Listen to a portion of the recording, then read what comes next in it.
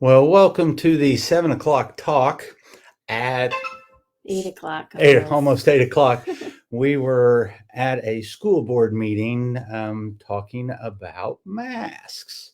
So it was quite entertaining to say the least. Actually, it was infuriating. There was no entertainment. It was infuriating for her.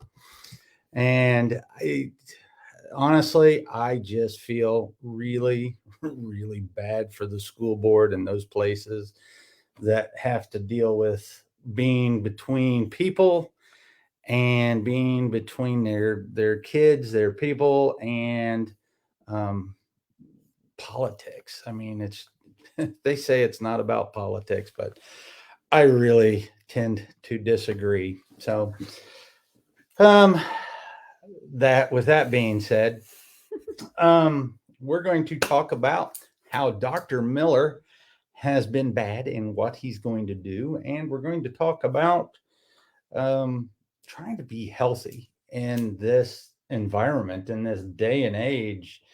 I mean, we just saw how many people do you think were in that?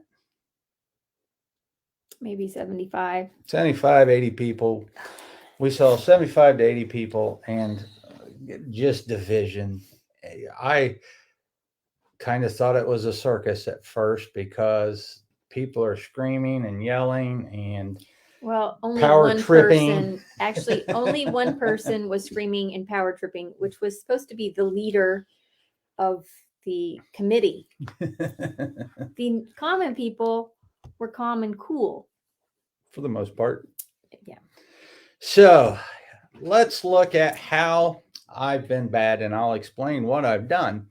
So as you know, we've been to California. Came back we've been back for about a month. And while we were there, we weren't incredibly bad. We did go out to eat a few times. And I'm going to show you what happened to me when I started going out to eat. And then after I started going out to eat, it continued on for a little less than a month. And in a little less than a month, I took my blood chemistry and totally screwed it up. So if you look at this first page here, I am 6'1". I generally say I'm 220 to 230 pounds. I stepped on the scale and I am 246.2 pounds. Way, that puts my BMI way out of range. Hello, Kathy.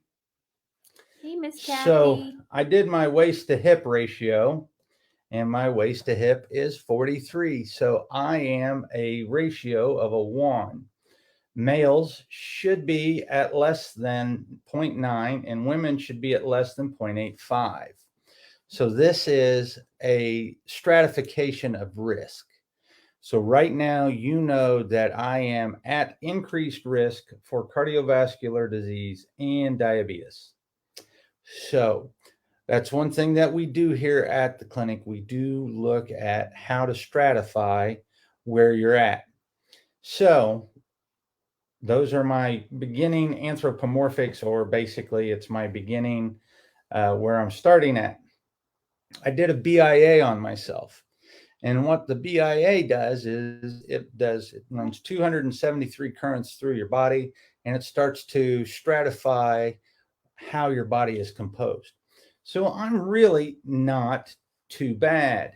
I am 22.3% body fat, and I should be at 18.6. So really not off by too much, but it's still a lot more. I like to be right at about 20%. That's where I like to be. They're saying with some exercise, I should be at 18.6.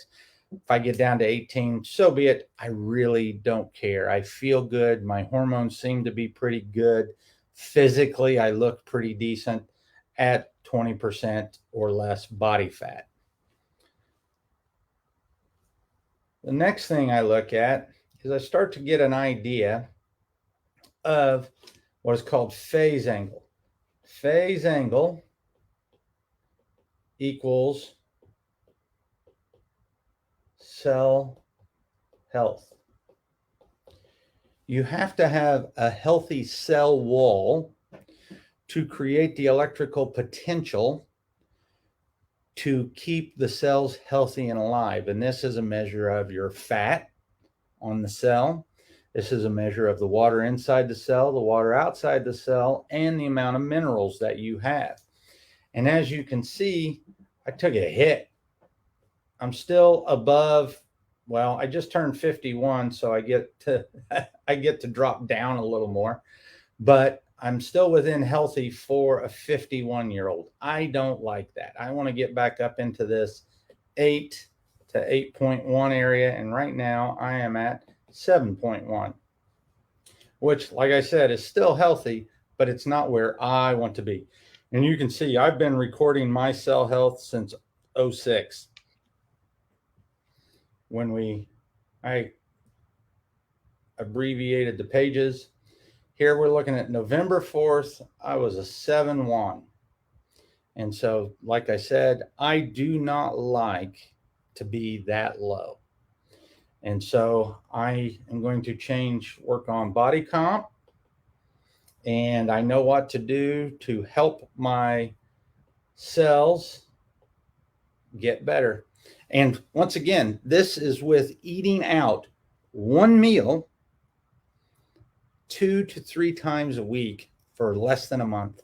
That was him, not me. Yes, that was all me. Stress eating. I would run through Taco Bell and get a burrito supreme or a taco supreme, thinking that I was healthy and I could take the hit. And so you look at that, and that is less than a month at how toxic that food is to me. And if it is to me, it is to everybody else. Because I do a lot more than a lot of other people. So next, we start to look at my fluids. So this is an indication of how toxic the body is. Inside the cell is where you want the water.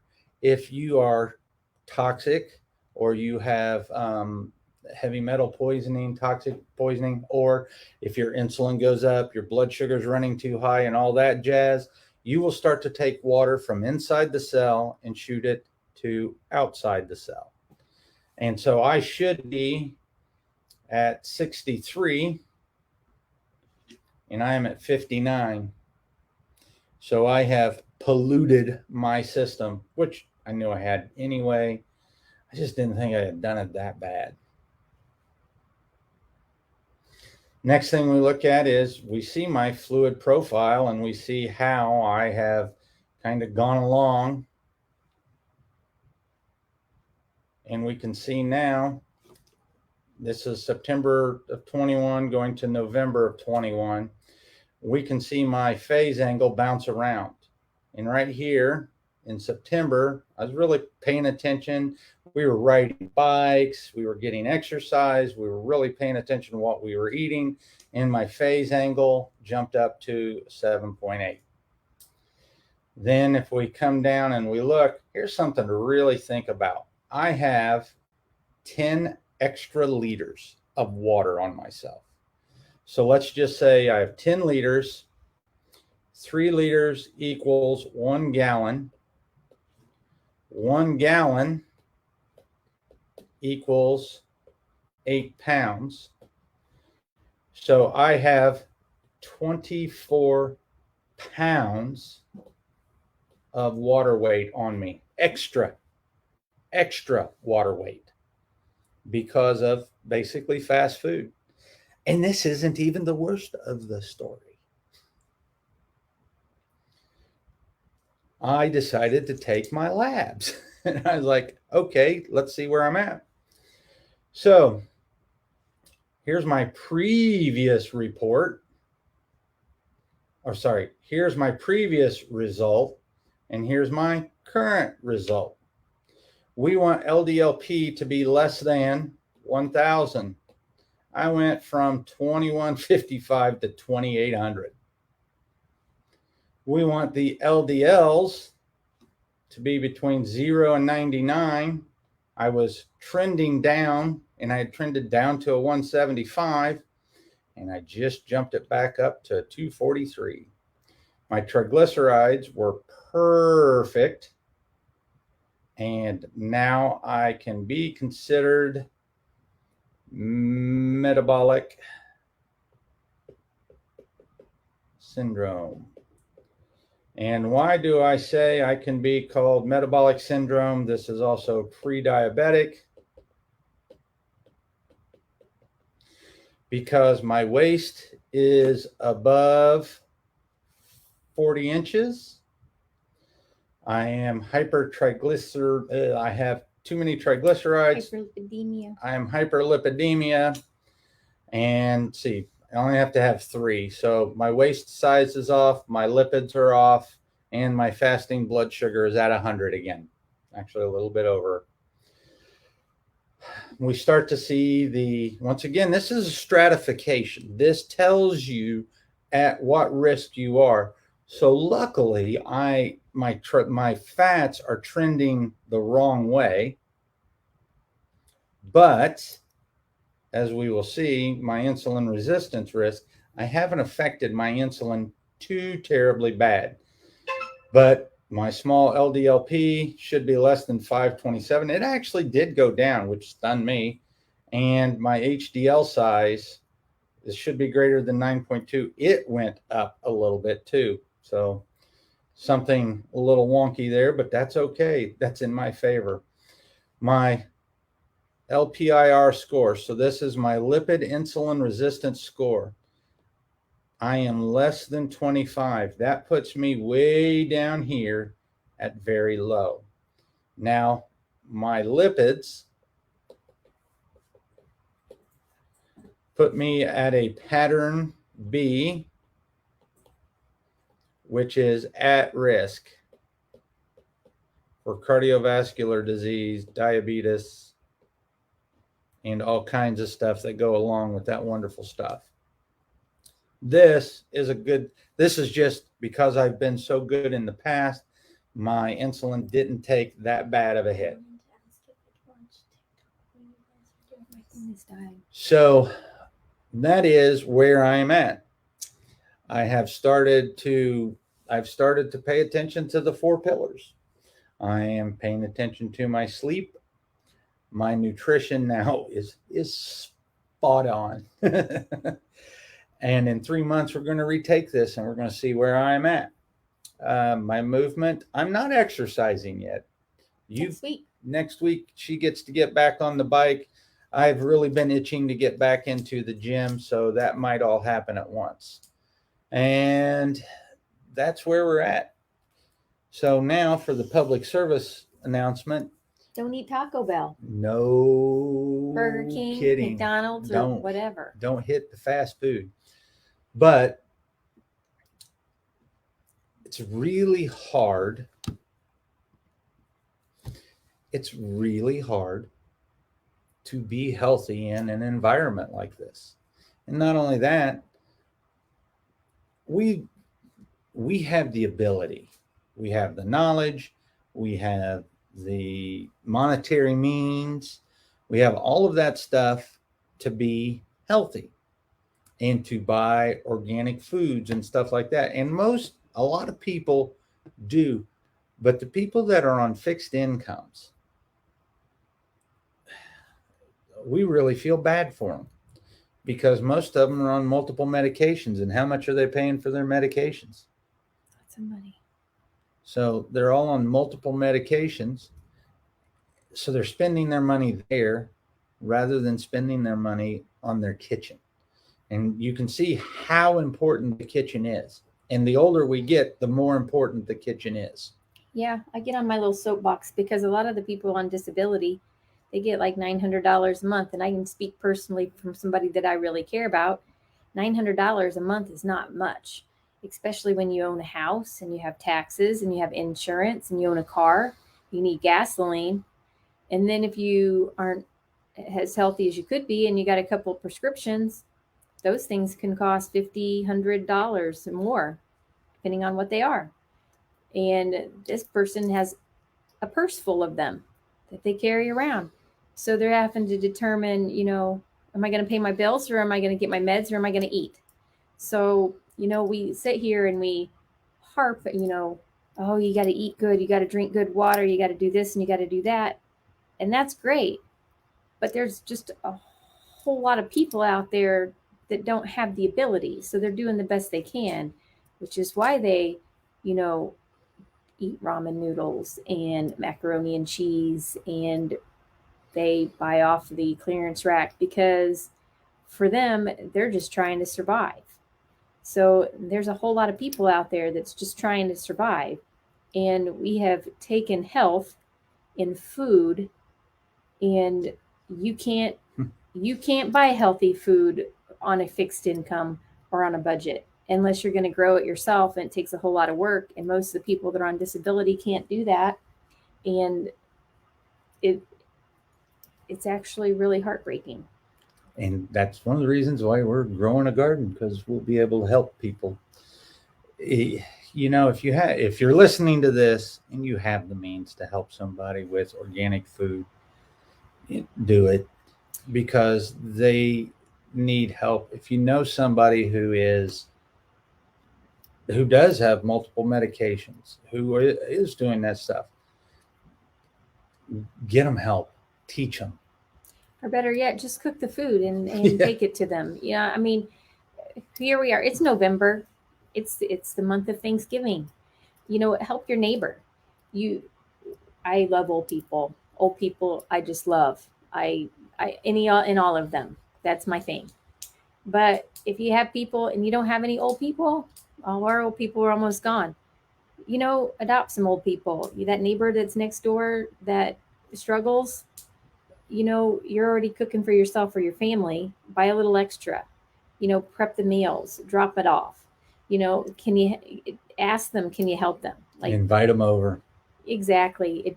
Community is one socialize. of the pillars. The reason why elderly don't eat well, most of the time, is social. They have there's no reason to sit there and eat, because there's nothing to. There's socializing is Their so community's important gone. to eating. Yeah, invite them over, or better yet, make the food and take it over to them. You know, but reach out to somebody. Um, you know, buy them food, prep the food, go visit them, or just adopt somebody, even if it's just through the holidays. You know, you could, it means nothing to you, and it's an hour of your time, which everybody is always, I don't have any time, I don't have any time. But make the time. It's an hour, just an hour a week. Slow down and make the time. It's just an hour to you, but I guarantee to the person that you're going to spend that hour with, it's the world. So it's that, and it'll do you good. Releases oxytocin, releases endorphins, releases all kinds of things in you. So the shameless plug for the clinic. If you're having problems, and you know, I'm human, I wish I walked on water, but we know how to get you out of this stuff, and that's what we're here for, and that's what we're here to do. And when we need help, you know, we ask for it, and we generally try to get people the help they need in a timely manner. We can stratify risk. We've seen multiple patients this week with oh god, blood sugar, cholesterol. We've done all of that stuff and stratified the risk, and caught several younger people now in their 20s, late 20s and early 30s, that are more unhealthy than me. Their cholesterol looks worse. We had a triglycerides of greater than 500 this week. And the dude was like, I didn't know. And I was like, we don't. It's quiet. You can't tell. So stratify your risk. If you need help with that, let us know. We always do the 20-minute complimentary consultation, and we love to help people. So thank you. Visit our website, indianachiropractic.com, or Integrated Health of Indiana, newsletters. If you're local, come tips. See us. Yeah, go check out our YouTube page. That is Integrated Health of Indiana on YouTube. And we have over almost 60 hours worth of education on there. So thank you. Be safe. Don't get in fights over masks. It's just dumb. Exactly. See ya. See ya.